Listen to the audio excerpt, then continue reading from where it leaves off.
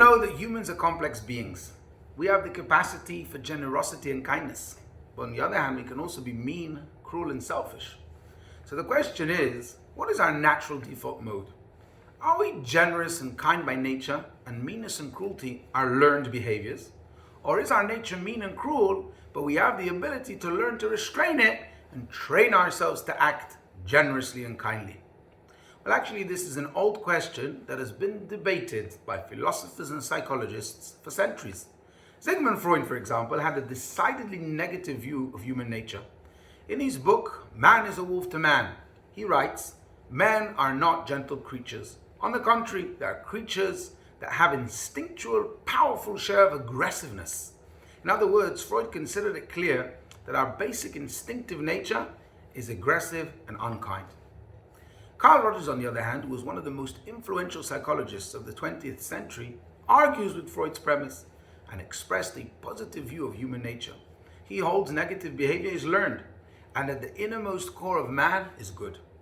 By the way, Rogers isn't questioning the existence of people who act cruelly and selfishly.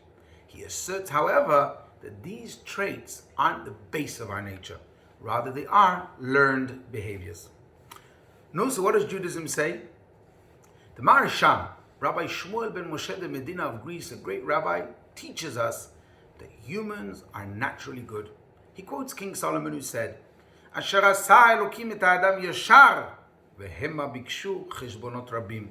God created each of us upright and honest by nature. Now, what is this belief in the positivity of human nature based on?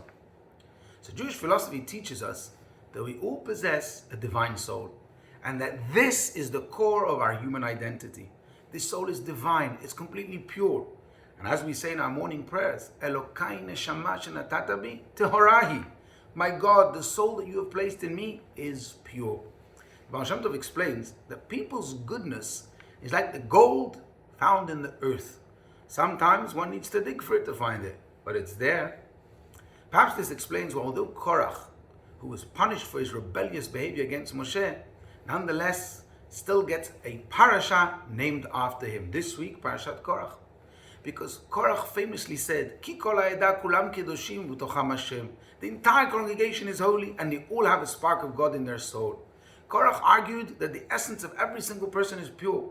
So although he was wrong for challenging Moshe's leadership, his premise that humans are inherently good and holy is worthy and correct.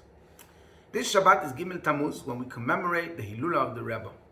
Now, seeing every Jew as inherently holy is what the Lubavitcher Rebbe campaigned for and pushed for from his talks, his teachings, and through the network of thousands of Chabad shluchim and shluchot around the globe for over 40 years. The Rebbe, for example, said there's no such thing as Yehudi Chiloni, a secular Jew, because everyone is holy, and that all that is needed is a bit of warmth, a bit of Ahavat Israel, unconditional love, and the holiness will surface. So as we approach this auspicious day, let's all resolve to follow in the Rebbe's footsteps and increase our vision of seeing only the good and holiness in people.